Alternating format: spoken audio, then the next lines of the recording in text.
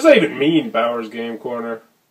Ahoy there, YouTube! Back again today for another game review. Today I'm very excited to be checking out New Salem. This is another special Kickstarter review. This is from Overworld Games. This is for 3 to 8 players. Age is 12 and up, and it'll take you about 30 minutes to play. And in New Salem, you will be people who just got out of Old Salem. And for those of you who don't remember Old Salem, it's the one that was filled with witches and burning and all that bad stuff. So they started in New Salem, but unfortunately a witch may or may not have followed them into New Salem. Awkward! So this one is all about trying to figure out who the witches are, if there are witches, and trying to collect the most points. Sound intriguing? Let's open it up and see how it plays. Alrighty then, we're going to take a look at what you're going to get inside of New Salem. As I always like to mention, this is the promotional copy of the game that you see in front of you. The one that will come to you probably will have better artwork. I know it's going to have better artwork, better rule booklet, because this one's actually just pieces of paper with staples in it, so on and so forth. But moving on to the gameplay. The game itself is a very simple game. Well, it's a relatively simple game. The rule booklet does a good job of explaining the game. There's a couple hiccups here and there, but he has assured me he's going to fix them, and we talked it out. And I said, you know, I think this should be moved here, and he was all ears to that. So thumbs up when people are willing to make changes to things like that. So what are you going to be doing in this game? In this game, it comes down to hope and despair. Now, hope are the white cubes, and despair are the black cubes. You are in the city of New Salem, which is the new place that you went after Old Salem was burned down by witches or whatnot. Unfortunately, however, some witches came with you. What a bunch of jerks. So what you're going to be trying to do is at the end of the game, you are going to try and not have a certain number of despair cubes. So for instance, in a 3-player game, at the end of the game, if you have 6 despair cubes, you would be the loser of the game. In a 4-player game, 7, so on and so forth. And it makes it's very clear. You'll always be able to figure out exactly how much despair you have and how much despair is going to cost you to lose the game. Now you're saying, hope and despair cubes, how do I get them? Well, we're getting ahead of ourselves. First, we're going to look at our player cards. And as you can see, we have white player cards and we have black player cards. The black player cards are the witches, and the white player cards are the villagers. So let's take a look at those. Everything down here and everything up top are all flavor. They don't really matter to the gameplay. What's important are these colors right here, because those are going to net you points. Because in this game, in addition, if you're a villager, to trying to have, trying not to get overtaken by despair and have the witches win, you're also trying to, be better than everybody else by having the most points.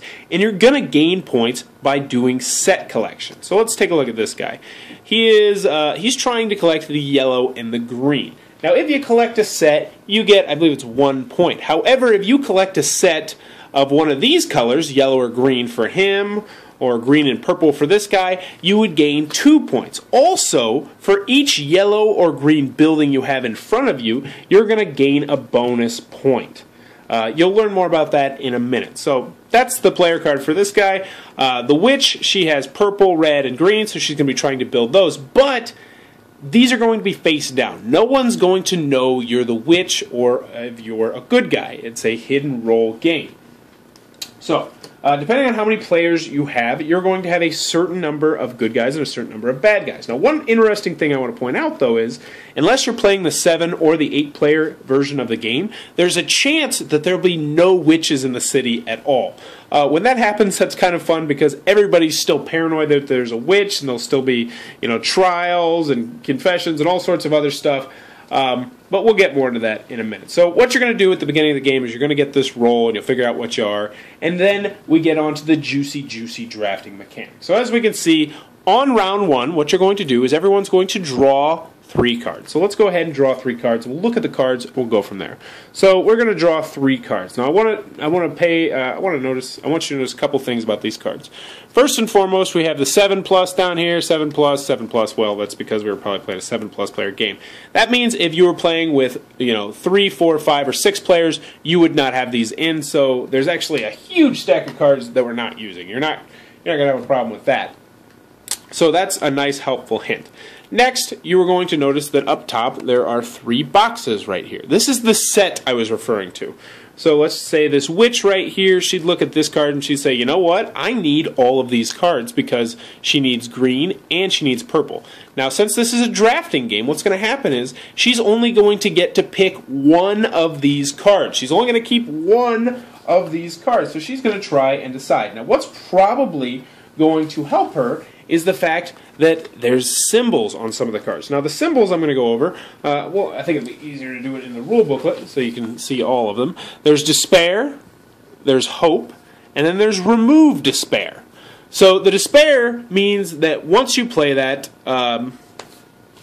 that person is going to get a black cube, and it's going to go in there, and that's bad. You don't want despair because you potentially can lose the game. Next, if you get hope, you're going to get the white cube. Now, the white cube, what they are used for is for purchasing things, and these are going to be cards that are in the middle of the table. So this is a cleansing. What this is going to do is it means it's going to get rid of 2 despair cubes, so that's pretty good. But it also costs 5 hope cubes, so it's expensive. Next, we have the confession, which is going to cost you 2, but it lets you look at another player's character cards. And since this has the infinite ability, you can do it as many times as you want. Next, you're going to have the trial. Give this card to any player. That player does not add any despair or hope cubes while playing building cards. So essentially, that person is no longer going to be doing either of these cubes. So, that can be good or that can be bad. It really depends on if they're the witch or not, which is why you needed to get the confessions to figure it out. Last, we have the pardon. It is 5 hope, so it's very expensive. You take this card and you may not be targeted by trial. So if you're a witch, this might be a good one to go after, because not only do you get to, blow 5 hope, which won't be used for cleansing, but you also can't be put on trial, because at the end of the game, if a witch is not on trial, then they get a bonus point towards, or they get a bonus despair cube, I believe it is. So anywho, we got our cards. So what's going to happen is you're going to pick a card, and we'll say, oh, we're going to pick this guy. We're going to pick the green. No, we're going to pick the laboratory because we're a witch. And then you're going to pass your cards. And as you can see, this time you're going to be passing clockwise, and then the next round you'll be passing counterclockwise, and so on and so forth. And as you can see on the bottom, it also says you're going to play 2 of these cards. So you're going to draw 3 and play 2 of them. So what's going to happen is you're going to get that final card, and you're going to be like, oh man, I got 2 cards right here. What am I going to do? So if you don't like either of these cards, you have another option, and that is you can discard both of these cards and randomly draw a new card, which may be good or may be bad. And then you're going to flip this card over, and whoop, and then that's going to show you the amount of despair that you need to win, or the amount of despair you need to lose the game. You'll move on to round 2, 3, 4, and 5. And as you can see, once you get to round 3, you're going to be drawing 5 and playing 4. So things are going to be getting shooken up. There's going to be accusations flying across the board. But at the end of the game, what's going to happen is if you have, let's say it's a 6-player game, if you have 11 despair or more, then the witches are going to win, and whichever witch has the most points is going to be the winner. However, if the villagers win, whoever is the villager with the most points is going to be the winner as well. There's only one winner. It's not like the Resistance where the whole team is going to win. No, it's about everybody. So even though you may want to help the team by playing the thing that's going to get rid of despair, you might also be like, well, you know what? I kind of want to win the game. So you have to have this really tightrope balancing act of trying to be a team player, but at the same time trying to be a player just for yourself. It's a really interesting mechanic. But anyway, that in a kind of jumbled nutshell is how you play New Salem.